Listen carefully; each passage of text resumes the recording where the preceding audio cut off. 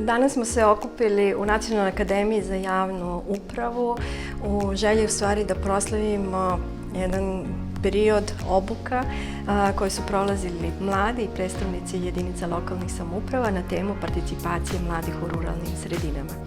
Ova tema je veoma važna za projekat Perspektive za mlade u ruralnim sredinama, pre svega kao odgovor na potrebu mladih da budu više uključeni u donošenje odluka koje se njih tiču, a samim tim i za njihovu važniju ulogu u lokalnoj samoupravi kada je u pitanju kvalitet života mladih. I sa jedinicama lokalnih samouprava radi se upravo na tome da i one postave svoj strateški okvir kada su mladi u pitanju, da prepoznaju mlade sa rurala kao kategoriju koja je potrebna podrška i u kojoj treba dodatno ulagati, a sa druge strane radi se i na tome da komunikacija između mladih i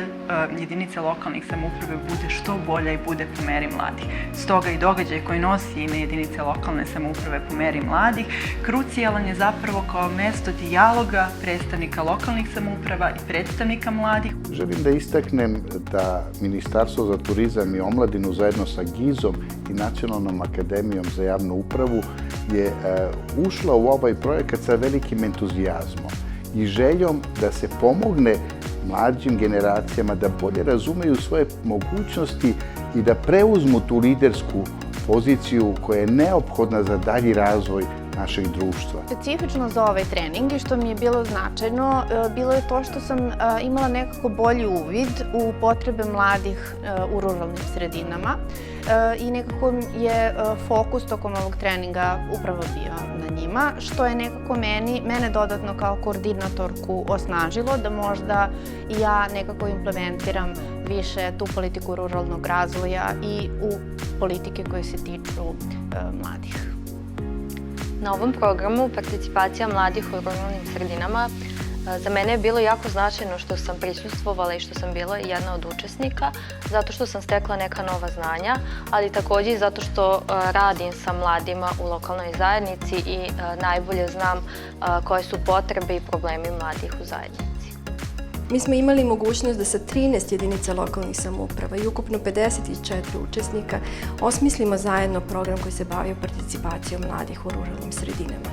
Bavili smo se temom informisanja mladih, zapošljavanja mladih, bavili smo se temom participacije i šta to zaista znači, ali smo negde pokušali da odgovorimo i na specifične potrebe ruralnih sredina, a to je ruralni razvoj, a posebno se radujemo tome što je danas uspostavljena i platforma za dijalog između jedinica lokalnih samouprava, ali i jedinica lokalnih samouprava sa javnom upravom, tako da zaista smatramo da će taj jedan dijalog dobiti na kvalitetu u smislu suštine bavljenja politikom za mlade. Saradnja mladih i predstavnika jedinica lokalne samouprave i donosioca odluka pre svega vidim kroz jedan otvoren dijalog i upravu kao otvoreno mesto prema mladima, upravu koja je spremna da vidi neku novu perspektivu, da uvede inovacije koje su prisutne kod mladih. Mislim da time što sam sama članica Saveta grada Zaječara i Saveta mladih, da mogu da pomognem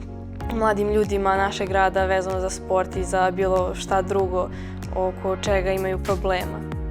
Uključit ćemo mlade na lokalnom nivou u donošenju odluka, bavit ćemo se njihovim problemima i zajedno ćemo ih rešavati u narednom vremenskom periodu.